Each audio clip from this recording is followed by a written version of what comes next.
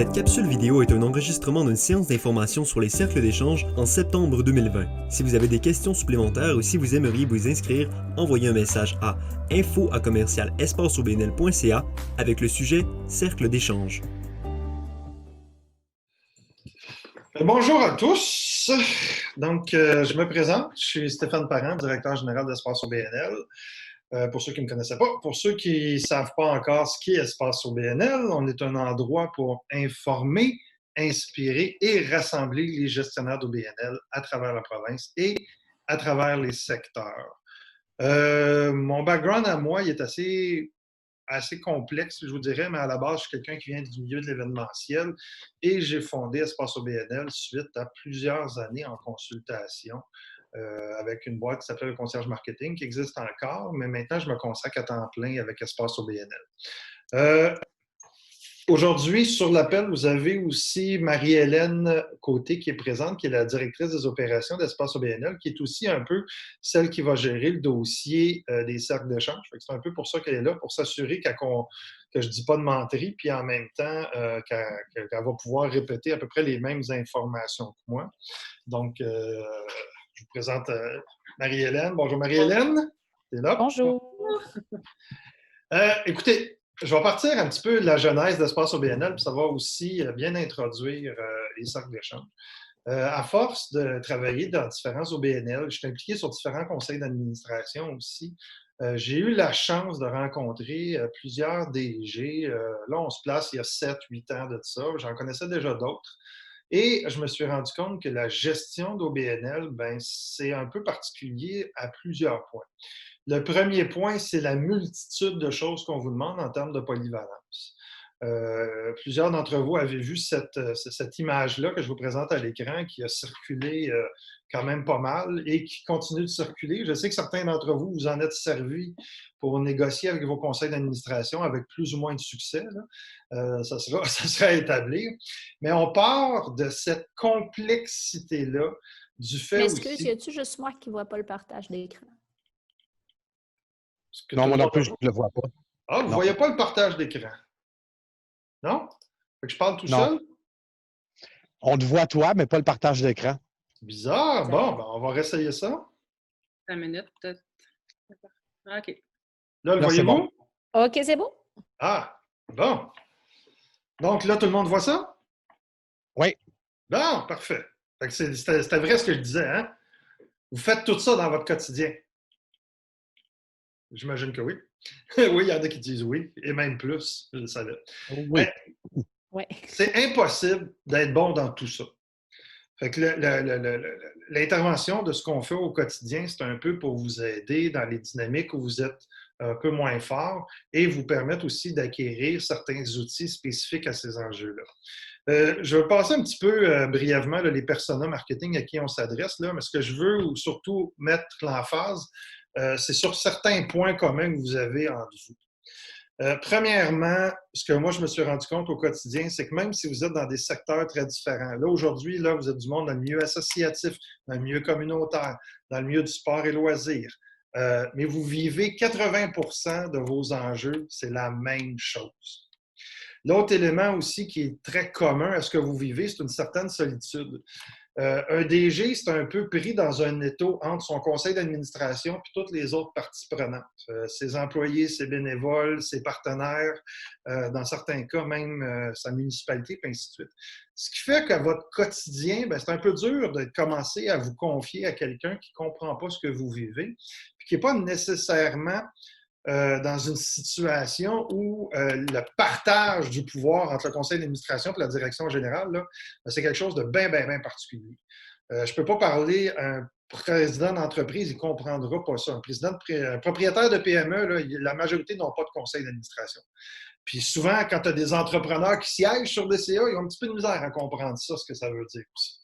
Et la même chose, si j'ai des gens qui sont dans le domaine public, entre autres des professeurs, des infirmiers ou d'autres gens qui ont ces types de compétences-là, eux aussi, le niveau de gestion que vous devez avoir, ce n'est pas quelque chose qu'ils vont comprendre.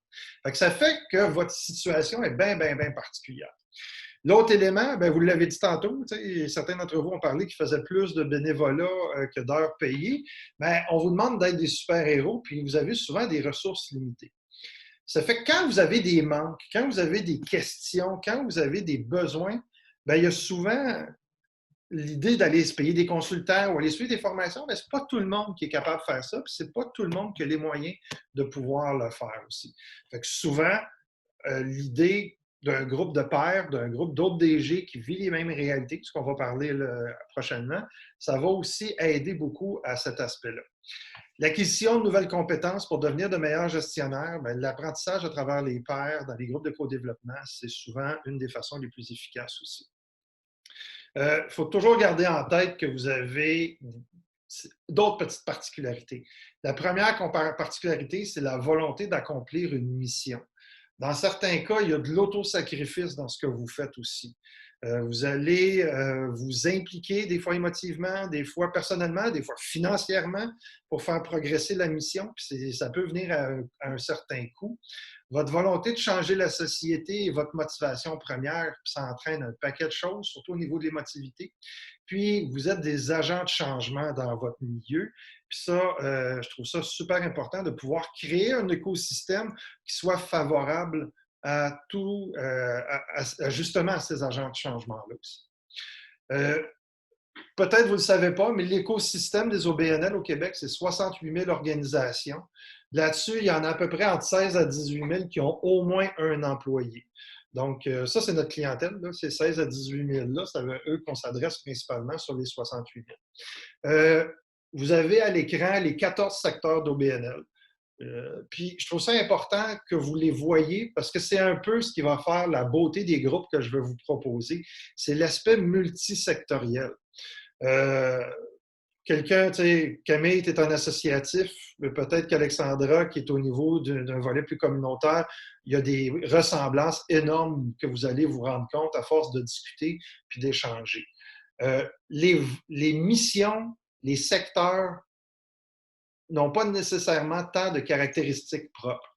Quand tu travailles dans le culturel, tu peux avoir l'impression, dans le culturel, ça marche comme ça. Mais souvent, quand tu t'adresses aux dynamiques de gestion, que ce soit la gouvernance, que ce soit les états financiers, que ce soit la gestion des ressources humaines, c'est la même chose dans le secteur culturel que ça l'est dans le secteur environnemental ou dans les fondations. Fait qu'il y a beaucoup de points communs. Ceux qui ont vécu déjà certaines de nos activités, que ce soit dans les formations ou les webinaires, vous en êtes rendu compte en rencontrant d'autres gens. Cette richesse-là, on va la mettre encore plus de l'avant à travers les groupes de co-développement. Je passe la mission. Fait que cet élément-là, multisectoriel, d'éléments, pas d'éléments, mais de vision horizontale, elle apporte une richesse, elle apporte quelque chose que vos associations sectorielles n'ont pas. Certains d'entre vous êtes membres d'une association qui regroupe votre secteur, qui va des fois offrir du co-développement, d'autres fois, ça va être des groupes d'échange, mais vous restez à travers des gens qui êtes dans la même industrie. Des fois, en plus, ce qui se passe, en plus, c'est que je prends entre autres les chambres de commerce, par exemple, quand on met 2-3 chambres autour de la table, bien, ils sont un peu compétiteurs. Fait que le niveau d'échange qu'ils vont avoir, le niveau de confidentialité qu'ils vont être capables d'apporter dans un groupe, bien, ça crée des problèmes. Tandis que quand on a une vision horizontale d'un groupe de co-développement, bien, on n'a pas cet aspect-là. On peut vraiment avoir un petit peu plus de liberté à pouvoir travailler ça. Donc, je vous passe rapidement ce qu'on offre, mais je ne veux pas passer trop de temps au niveau des contenus, des offres d'emploi puis de nos communautés. Juste vous rappeler que dans notre offre numérique, il y a un paquet d'outils qui sont disponibles sur notre site Internet. On a même sorti encore un ce matin, même s'il est dur à télécharger. On s'est rendu compte qu'il y a un problème de lien, là. On a sorti, dans les 2 dernières semaines, on vous a sorti un guide pour sauver du temps, puis un autre outil sur le remplacement des événements. Puis on prépare quelque chose, un gros envoi dans 2 semaines sur l'auto-évaluation des conseils d'administration. Puis on a bien hâte de vous présenter ça. On a aussi une balado qui s'appelle L'humain derrière le changement, qui est disponible en vidéo et en audio sur les différentes plateformes, là, que ce soit SoundCloud, Spotify, iTunes, etc. On a une chaîne YouTube qui a déjà un petit peu plus qu'une 50aine de capsules vidéo. On en ajoute chaque semaine. Et on a un paquet de contenus en formation puis en webinaire là, qui s'en viennent aussi. On a une initiative mensuelle qui s'appelle les rendez-vous, qui est une initiative gratuite où il y a un mélange d'experts et de gestionnaires qui viennent vous parler d'une situation particulière. Les coachings de groupe, il y en a un qui s'en vient au mois de décembre. Je vous invite à aller voir sur le financement. On va en avoir un sur la gouvernance après Noël. Les cercles d'échange, c'est ce qu'on va parler aujourd'hui. Série découverte, c'est un nouveau produit qu'on lance à la fin octobre, début novembre. Beaucoup d'entre vous, dans le cadre de ce qui se passe, vous nous avez demandé des plateformes pour faire des choses, fait qu'on va vous en présenter. Présenter des plateformes. On a une plateforme pour annonceurs spécialisée en OBNL, puis on fait de la formation privée. Tout ça occupe un petit peu notre temps au quotidien, puis on est disponible aussi pour répondre à vos questions et voir vos demandes en tant que telles. Je passe brièvement ce qu'on fait. Aujourd'hui, on est là pour parler des cercles d'échange vraiment plus. Cette image-là, tout le monde l'a vue, tout le monde la trouve bien drôle, mais je trouve qu'elle est centrale dans le dossier des cercles d'échange parce que c'est vraiment un petit peu ce qu'on vous demande de faire. Participer à un cercle d'échange, c'est un investissement, c'est du temps et de l'argent aussi. Donc, il faut que ça prenne une place où ça devient important. Fait que si on a une volonté de prendre le temps de faire les choses mieux, c'est une bonne initiative. Si on est quelqu'un qui préfère tirer plus fort, manquer de temps, puis continuer à pédaler à travers les mêmes processus, puis jamais se remettre en question, c'est peut-être pas la bonne place non plus. Fait que c'est quoi un cercle d'échange? Un cercle d'échange, c'est un groupe de 7 à 12 directeurs généraux avec une provenance multisectorielle. On essaie d'avoir des envergures similaires. Ce que je veux dire, c'est que je ne mettrai pas des gens qui viennent de créer un OBNL avec quelqu'un qui a 100 employés. Donc, on va essayer d'avoir des similitudes, principalement des gens qui ont des employés ensemble, des gens qui n'en ont pas ensemble, des gens qui sont en start-up. On va aussi les mettre à part parce que c'est une autre dynamique. C'est des rencontres privées en ligne. Donc, l'avantage, c'est qu'on peut avoir des groupes qui peuvent, avec des individus qui vont provenir de partout au Québec. Donc, on n'a pas nécessairement une nécessité d'avoir un volet géographique, faire un cercle à Joliette pour tous des DG de Joliette ou d'en faire un à Vaudreuil pour tous des gens de Vaudreuil. Fait qu'en ayant les outils en ligne, ça nous permet de pouvoir vraiment faciliter l'adhésion de tout le monde, surtout les gens qui sont plus en région éloignée aussi, qui ont, ça ne diminue pas leur valeur ni leur expertise. Fait que ça, c'est vraiment le fun de pouvoir rendre accessible ce type de produit-là quand on ne pouvait pas le faire avant en présentiel. On parle de 8 rencontres par année. Ce que ça veut dire, 8 rencontres par année, c'est février, mars, avril, mai. Dans bien des cas, peut-être juin, là, ça dépendra de vous. Puis après ça, 4 rencontres à l'automne, septembre, octobre, novembre, décembre. Souvent, il n'y a pas de rencontre en janvier, puis il n'y a pas de rencontre en juillet à août. Question de libérer les agendas pour toutes sortes de raisons. Nos groupes, contrairement à d'autres groupes qui existent, ils sont animés. Donc, on a des professionnels. Donc, ce sont je vais dire des filles parce que ce sont 2 filles qui vont faire l'animation des groupes, qui sont des professionnels du co-développement, qui sont formés et qui font ça comme travail. Donc, elles ont des méthodologies, elles ont des outils pour vous aider qui vont vraiment contribuer à extraire le savoir et la contribution de tout le monde aussi. C'est un endroit où on va traiter de vos enjeux et où, à l'intérieur duquel on va être capable de vraiment soutenir vos développements, soutenir vos contributions et de vous accompagner dans la gestion des opérations. Il faut comprendre que c'est un lieu, c'est une place. Oui, c'est 8 fois par année, oui, c'est en virtuel, mais le principe d'idée d'un lieu puis d'un espace sécuritaire où tu as des gens qui te comprennent, puis où tu as de l'espace pour ventiler puis respirer. Ces 4 concepts-là sont essentiels, puis vous allez voir que c'est beaucoup ce que vous allez apprécier pour ceux qui vont participer.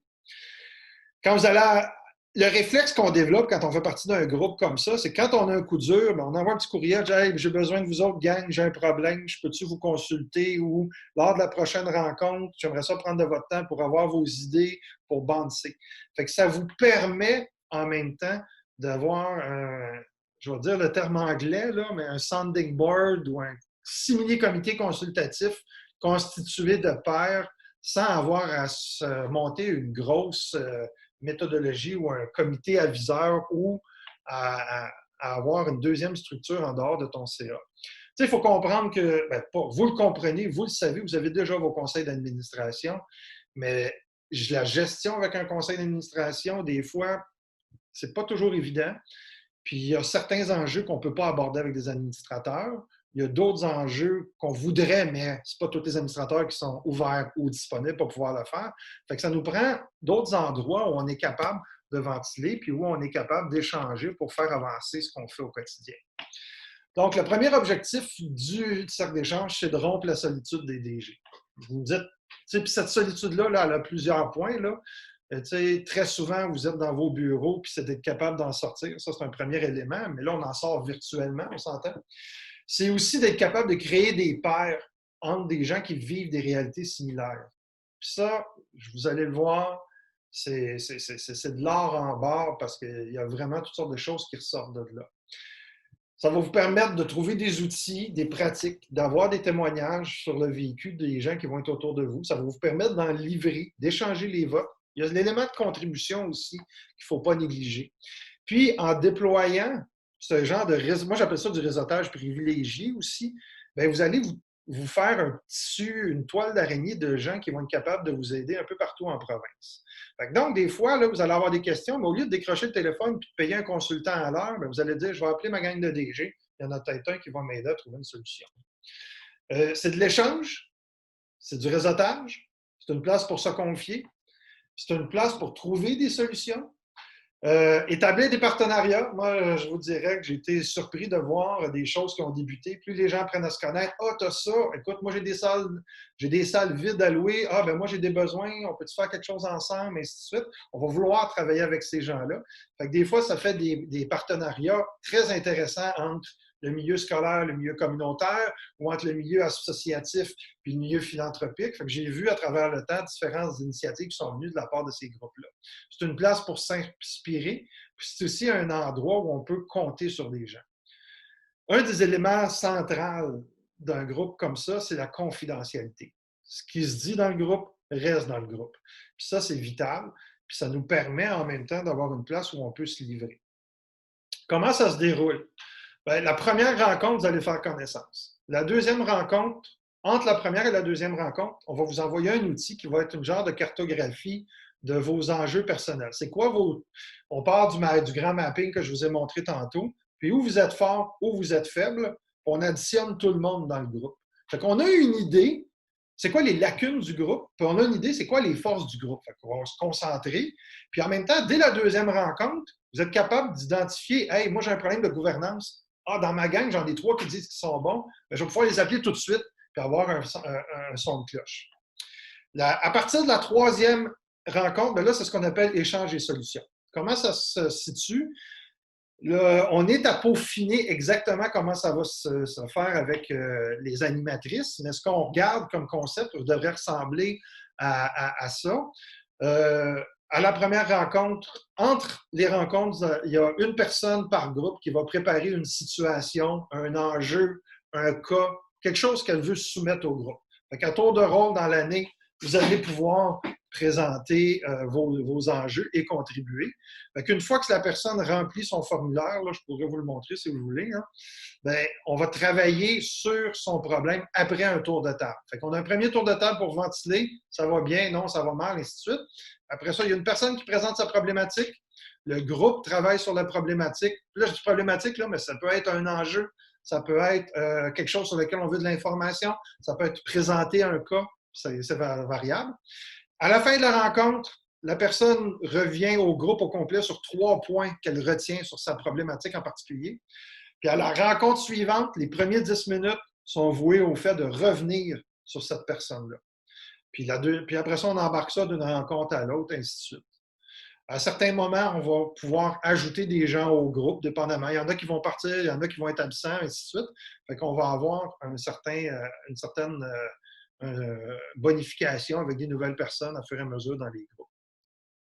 Des exemples de sujets, puis les questions que vous voyez là, on a eu un autre groupe. Le premier groupe, moi, je l'ai testé pendant presque 2 ans.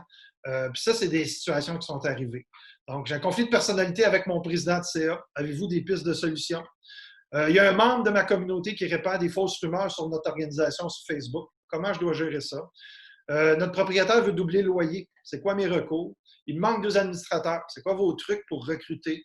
J'ai un employé qui se plaint d'être victime d'harcèlement de la part d'un collègue. Comment je dois gérer ça? Ça, c'est toutes des situations qu'on a déjà vues. Fait que la personne expliquait son contexte, les autres contribuaient, puis à la fin, ils trouvaient des solutions. Est-ce qu'il y a des questions à date? Parce que je parle vite puis je parle beaucoup. Ça va bien. Ça va bien? Merci. C'est très, très clair. C'est très clair, parfait. C'est clair. Pourquoi s'investir? Premièrement, sortir de l'isolement, pouvoir échanger. Deuxièmement, être exposé aux meilleures pratiques de gestion. Puis ça, d'une manière récurrente. Ce n'est pas juste, je vais dans une formation, je vais chercher quelque chose de précis. Là, on a le cerveau de tout le monde autour de la tête. Accéder à un réseau fiable de fournisseurs, de pigistes et de collaborateurs. Ça, on néglige souvent ça. Mais avant d'aller faire une recherche Google, avec le temps, je vous garantis, votre premier réflexe, ça va être de demander à votre gang, y a-t-il quelqu'un qui connaît quelqu'un qui ferait ça? Fait que ça, juste ça, là, vous allez rentabiliser vos frais d'inscription en ayant cet écosystème-là de gens qui sont autour de vous aussi. Vous allez développer un réseau avec des personnes qui ont des expertises complémentaires. Plus on connaît de DG, d'OBNL, plus on se rend compte qu'avant d'être DG, ils ont été un paquet de choses. Comptables, avocats, intervenants communautaires, coach, arbitre, plein de choses. Puis tout d'un coup, ils sont devenus DG. Fait que là, on a le background de tout ce monde-là autour de la table qui est vraiment intéressant. Ça vous donne aussi une place pour partager vos idées avant de les présenter à vos CA. Comme ça réduit votre risque à ce niveau-là. Finalement, pour tisser des liens avec des pairs, discuter de vos succès, vos angoisses, puis contribuer à améliorer votre quotidien. Fait que ça, tout ça, c'est des excellentes raisons pour investir. Parce que c'est un investissement. Là. Je vais être très, très clair là, en termes de temps puis en termes d'argent aussi. Ce n'est pas une initiative qui est gratuite, puis c'est une initiative qui va mobiliser du temps dans vos agendas. Puis ça, c'est important. Normalement, les rencontres, c'est 8 rencontres d'à peu près 2h30, 3 heures dans l'année. Quand on prend une avant-midi ou un après-midi de son temps, il faut que ça vaille la peine, puis ces raisons-là font que ça vaut la peine. Mais tu sais, les coûts sont là principalement pour couvrir les frais d'animation. Fait que, pourquoi on a un animateur? Parce qu'il y a des organismes qui ont des groupes du même style, mais qui ne sont pas des groupes animés. Qu'est-ce qui se passe avec ces groupes-là? Bien, ils durent moins longtemps, sont moins productifs, ils n'ont souvent pas de mémoire collective aussi. Puis au bout de la ligne, les relations, quand il y a quelque chose qui va moins bien entre deux membres, il n'y a personne pour faire l'arbitre, puis il n'y a personne pour gérer les conflits autour du groupe ou les situations qui peuvent être délicates ou problématiques. Quand nous, l'animation, on y croit, c'est aussi en ayant des animatrices professionnelles, il y a un niveau de contribution, puis il y a l'utilisation d'outils qui est vraiment essentiel. Donc, le rôle de l'animateur, c'est vraiment d'optimiser le fonctionnement, c'est vraiment de faire la gestion des rencontres au quotidien, de s'assurer de la pérennité et de faire le lien avec nous. Les formats, c'est 2h30 par rencontre. Le moment de la semaine sera déterminé parce que le groupe en tant que tel là, va avoir son propre agenda. Donc, ça va être à déterminer avant de commencer le groupe. Marie-Hélène, quand il va y avoir les inscriptions, va faire un peu les sondages puis déterminer des plages. Ce que je vous dis, des fois, c'est le troisième avant-midi l'avant-midi du troisième mardi de chaque mois, par exemple. C'est des moments clés comme ça. Quand c'est bloqué dans votre agenda, s'il y a quelque chose qui se pointe, bien, vous bloquez la chose à un autre moment. La tarification, c'est 900 $ par année. Puis je vous dirais que ça couvre les frais, c'est à peu près tout. Ça va commencer mi-octobre et il va y avoir un contrat d'engagement et de confidentialité à signer.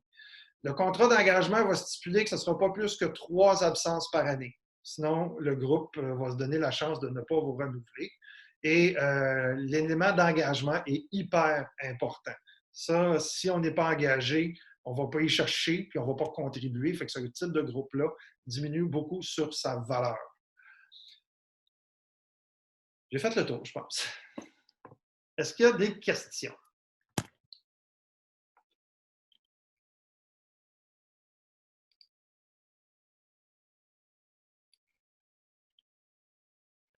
Ça a l'air clair. C'était très, Ça a l'air, clair. hein? Ouais, Ouais, je vois, pas de questions, pas de commentaires, rien. Ben oui, un commentaire quand on a hâte. En tout cas, moi, j'ai hâte.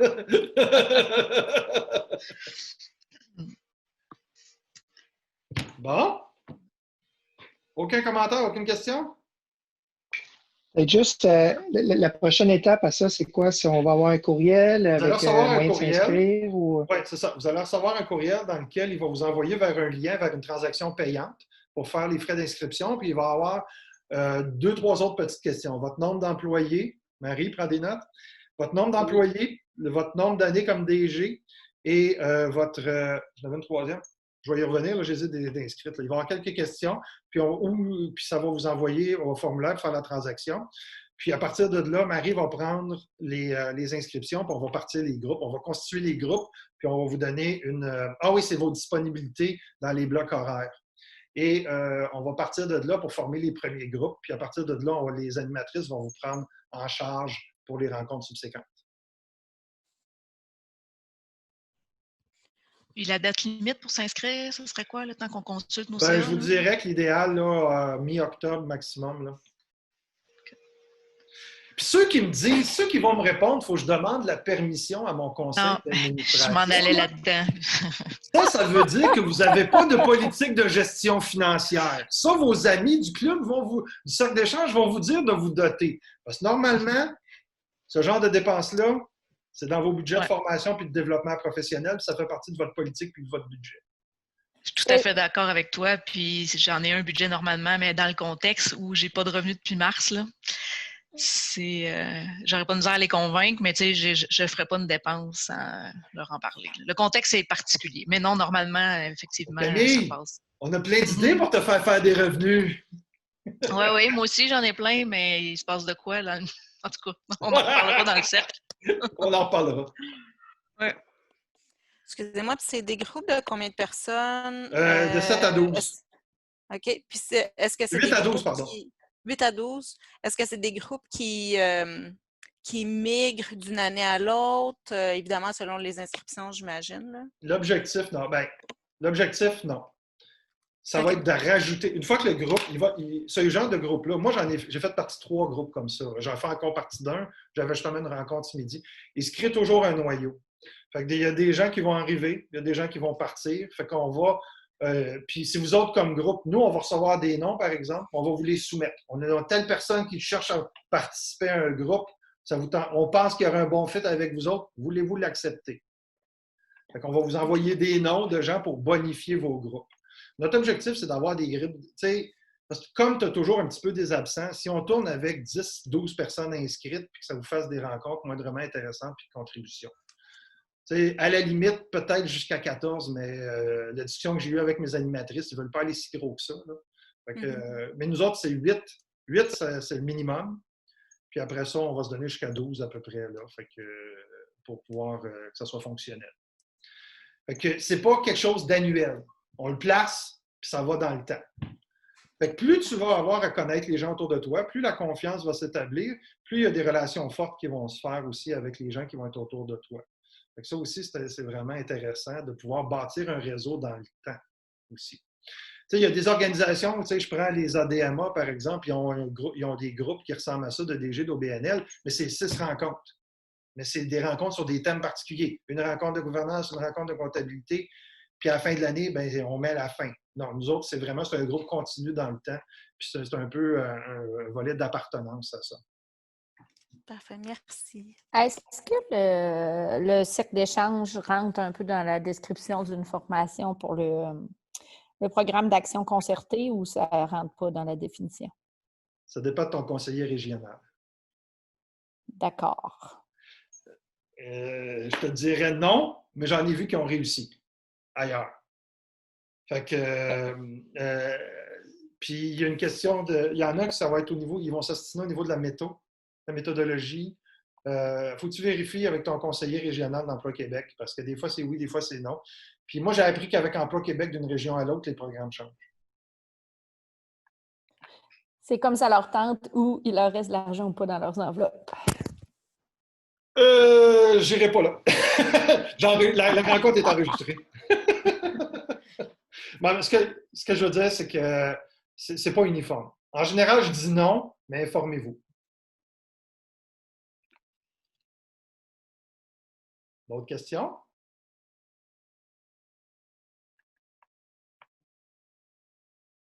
Non, Dieu. C'est facile de même.